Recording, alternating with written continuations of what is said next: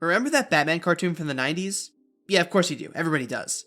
Even if you've never watched it, if you even have a passing interest in Batman and spend time online, you've probably heard the near unanimous opinion that this is the best version of Batman, the definitive one. But this version of Batman in the DC world goes beyond just one show. Before the Marvel Cinematic Universe and the newer DC live-action movies, DC brought its massive world of superheroes from comics to screen, with a series of TV shows that spanned more than a decade. And I watched all of it.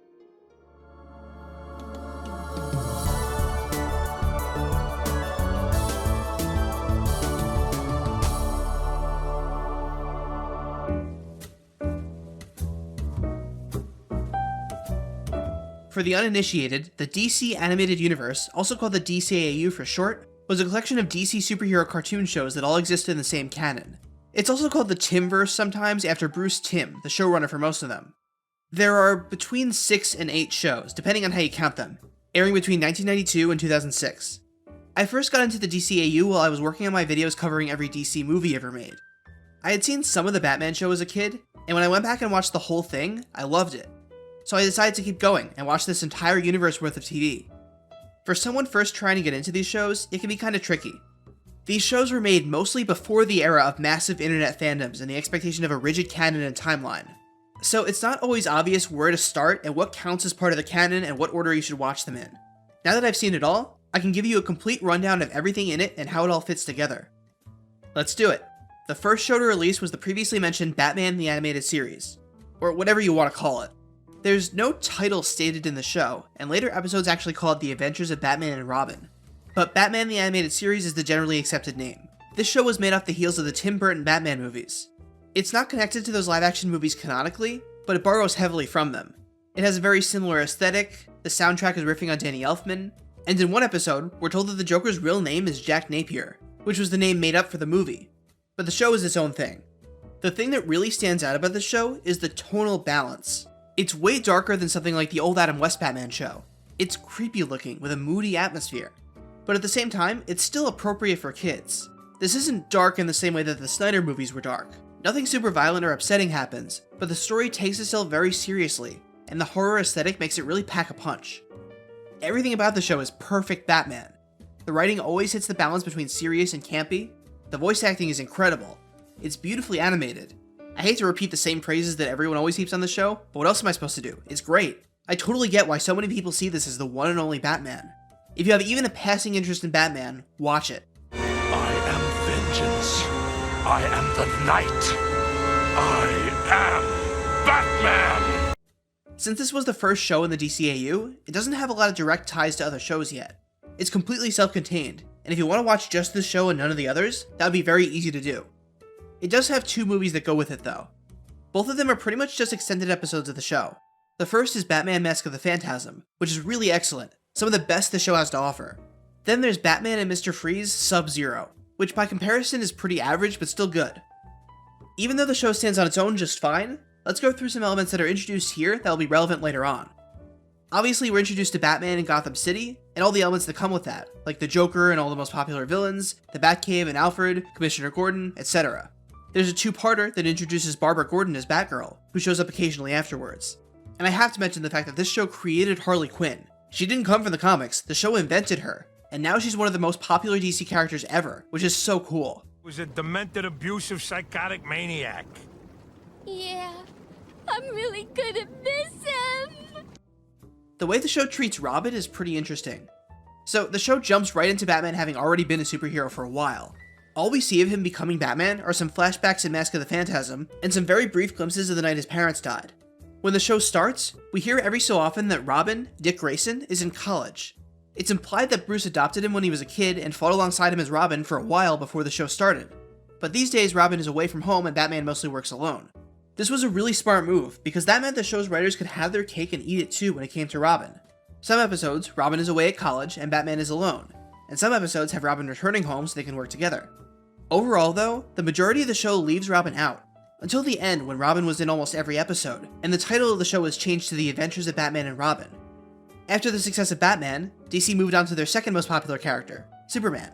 So, our next show is Superman the Animated Series, or just Superman if you prefer. This show isn't really as unique as the Batman one, because there are only so many different ways to present Superman. It has a lot in common with the old live-action movies and cartoons, with that same uplifting, happy tone. It's just a little more updated in a few ways. It feels like they took the concept of Superman that had been in the public consciousness already, and condensed it and polished it up. This is a solid show. It's not my favorite, but it does a good job representing Superman. I've talked before about how it's hard to write Superman, because he's really overpowered. Usually, writers have to find creative ways to give him obstacles, usually putting his loved ones or random citizens in danger for him to save. This show does that too, but also, this version of Superman isn't that powerful. The first episode has him struggle to lift a plane. His powers have limits, and there's usually a conceivable possibility that he can lose. It's not what I'm used to seeing. But the show isn't just about Superman. You can tell that DC was already working to set up a larger universe here. Superman has an episode where he fights alongside the Flash and Green Lantern. It also introduces Darkseid as a major villain. And, alongside the show, they also started airing The New Batman Adventures. This is either a sequel show to Batman the Animated Series, or an extra season, however you want to count it. It's mostly more of the same, but with a bigger emphasis on the Bat family. Batgirl gets way more screen time, Dick Grayson has graduated to Nightwing, and Tim Drake is the newer, younger Robin. The other notable change, which you might have noticed by now, is the art style. This show transitions away from the gothic, creepy look of the earlier Batman show to a more simplified, homogeneous look, so that it fits in visually with Superman and any future shows where they cross over. A lot of people online really hate this change. They think it completely ruined the show.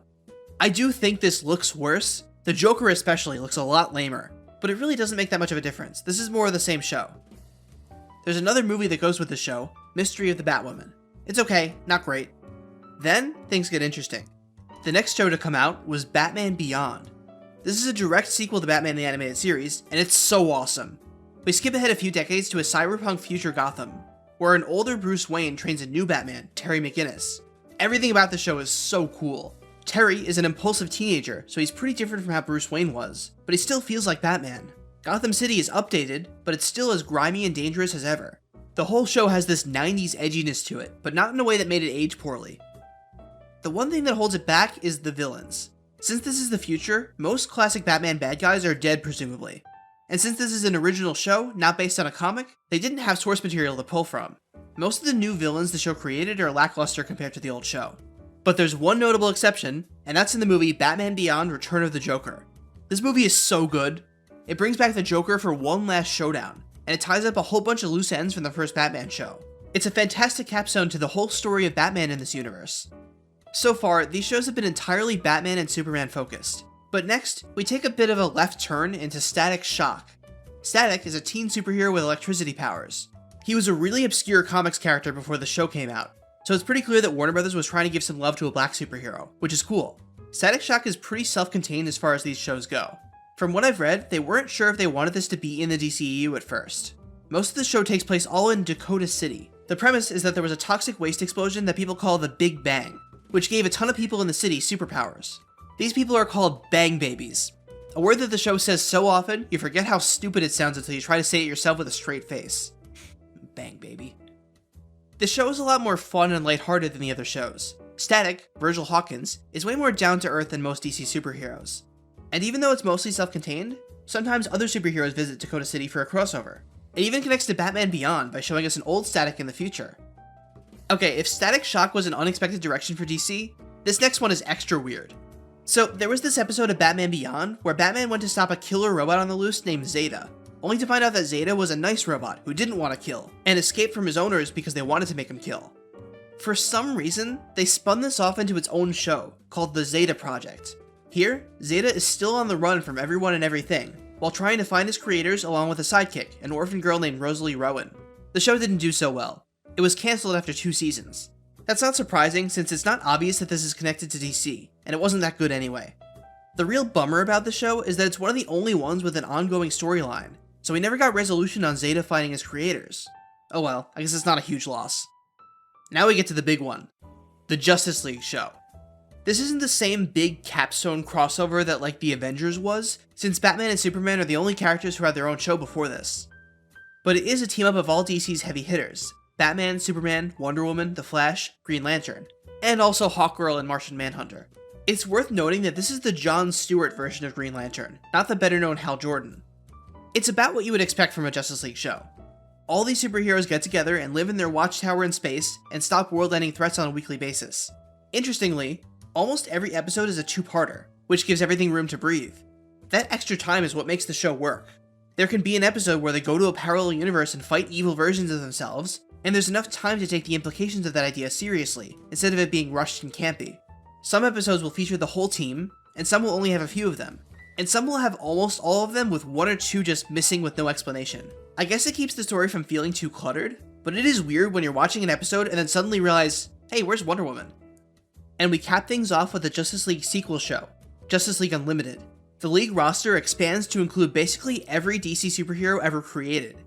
This show is a miracle. The live-action Marvel and DC movies wish they had what this show had. This is the only piece of superhero media that's ever really sold me on a world where superheroes are just around all over the place. It gives a genuine answer to what that would look like and what problems that might create. This is the only show in the DCAU where individual seasons have their own identity. Each one has its own story arc.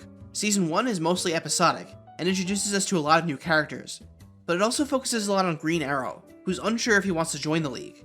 Season 2 has this amazing storyline about the level of power and control that the League has over the world and asks some really hard questions about vigilantism. It's easily the best out of all the superhero media that have tackled this question since. And Season 3 focuses on Lex Luthor forming a Legion of Doom, although they don't call it that. This is the show that takes the DCAU from a collection of great cartoons into the thing that all superhero media will be compared to from now until the end of time. Justice League Unlimited ended in 2006, bringing the DCAU to a close. But there is a little bit more to cover.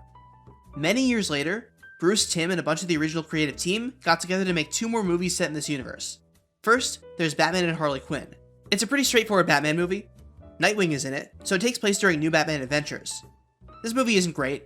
Harley Quinn is a character that can easily tip from funny to annoying if she's mishandled, and that's what happened here. The other new movie is Justice League vs. the Fatal 5. It ties into Justice League Unlimited, but it mostly focuses on new characters who weren't in the show. It's easy to miss that this is supposed to be connected. I would never have known if I hadn't looked it up first. It's good though. And that's the entire DCAU. No more shows or movies to talk about. But real quick, let me list a few things that aren't part of it for the sake of clarity. The DC Animated Movie Universe, or DCAMU, is a universe of animated movies that came out after this. They're not connected to the DCAU. Super not confusing, right? Then there are a few other DC cartoons that came out at the same time, like The Batman, Teen Titans, and Legion of Superheroes, but these are all separate. And the movie Superman Brainiac Attacks shares the same art style, but that's all it shares. This movie is its own thing. That means we end with a total of 23 seasons of television and 6 movies, and a bunch of tie-in comics that I'm not going to bother with.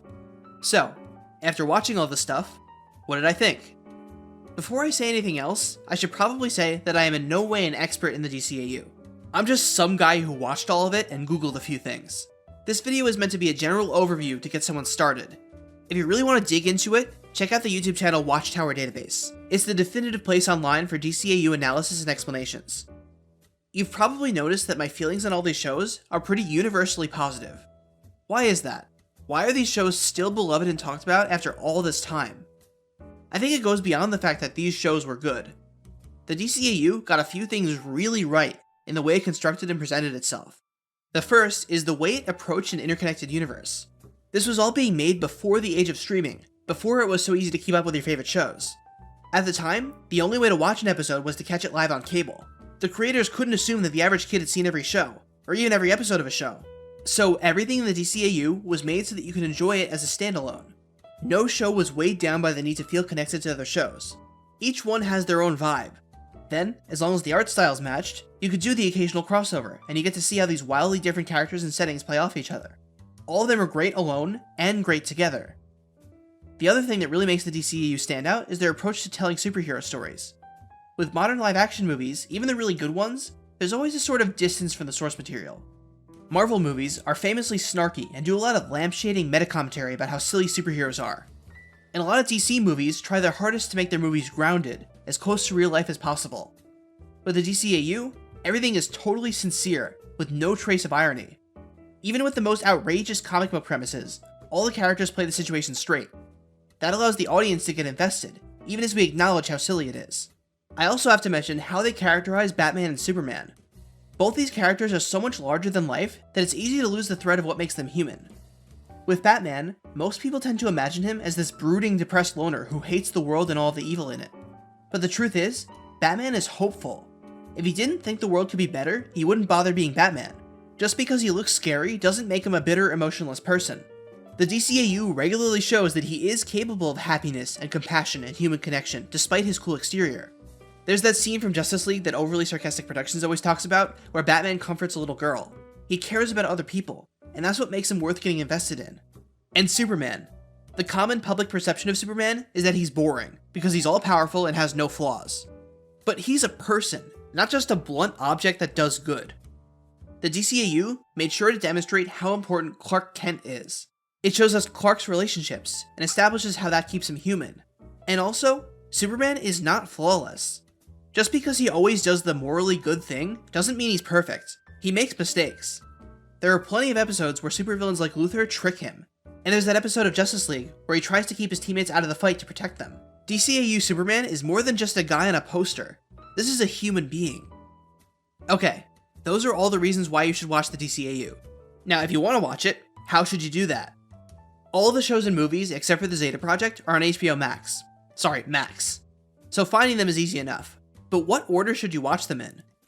There are tons of different opinions on the internet about watch order, but these shows ran concurrently. And if you want to watch one entire show and then another entire show, there's no order where you won't run into an episode that references something you haven't seen. I guess you could watch every individual episode in release order, or you could get really granular with the order of every episode in the overall timeline, but you'll just drive yourself crazy. Honestly, I don't think watch order matters that much. These shows were made to air on cable TV, where kids could catch random episodes in any order. My recommendation is that you just watch whichever shows interest you the most, and then go back and watch the others later. To wrap things up, I want to mention a few of my favorite episodes. I've always had a soft spot for the Riddler, and I really like the Batman episode where he's first introduced. All the puzzles are fun for the audience to solve along with Batman. You know what happens to gate crashers? They have to match wits with the Riddler. Mad Love, the episode that explained Harley Quinn's backstory. This was what turned Harley Quinn into the character everyone loves. You little fool. Was it his line about the abusive father? Or the one about the runaway mom? The Static Shock episode where Rubber Band Man switches sides. Superhero media as a whole tends to have pretty black and white morality. We could use more stories with reformed villains. Blood is thicker than water, and right and wrong are thicker than blood. The pilot episode of Batman Beyond. The way it reintroduces Gotham City and old Bruce Wayne is great, while also making sure that we understand that this is Terry's story. Leave him alone. The Justice League episode where Superman gets a brain parasite that makes him hallucinate an entire life on Krypton. He has to decide whether to fight to wake up or stay in the dream, and it's so sad. This is everything I ever wanted in a life. But I've got responsibilities, Van. And I have to go now. The Booster Gold episode of Justice League Unlimited. In a world packed with superheroes, it's great to see everything from the point of view of this one low-level guy. Because maybe we could have dinner, if you're not busy doing cleanup. Me? No. I only do crowd control. And I have to mention the Unlimited episode where the Flash and Lex Luthor switch bodies. If only for this one moment. If nothing else, I can at least learn the Flash's secret identity. I have no idea who this is. The DCAU came out at a pretty specific time for superhero media. Superheroes had evolved from their campy, corny conception from previous decades, but they hadn't yet become the mainstream modern version that always seems to try and make adults feel less embarrassed for liking it. The DCAU is different because it trusts its audience to care. It got kids and adults attached to this more accessible version of a silly comic book universe, and it paved the way for the superheroes of today. I hate to be that grumpy old hipster saying that things were better back in the day, but I don't think that any superhero media nowadays could compare to what they accomplished back then. I have high hopes for that new show Bruce Timm is running, Batman Caped Crusader. But for now, I can just be happy that we have all this. Fastest man alive. Which might explain why you can't get a date. Yeah. Hey, what's that supposed to mean?